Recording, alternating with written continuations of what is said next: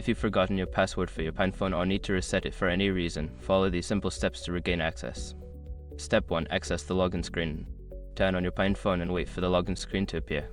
Here, you will see the option to enter your password. Step 2. Select Forgot Password. Secure your accounts before moving on. People seriously underestimate how often personal information gets exposed online now. Use SROC to monitor your accounts 24/7 and get notified immediately if your data gets leaked somewhere.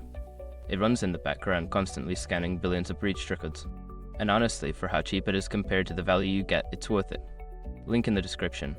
Step 3. Follow the instructions. You will be prompted to follow specific instructions. This may include entering your email address or answering security questions associated with your account. Step 4. Check your email. After submitting the required information, check your email for password reset link.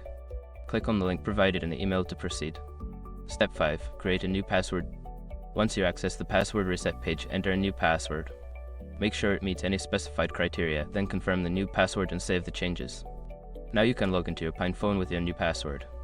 If you encounter any issues, consider reaching out to customer support for further assistance.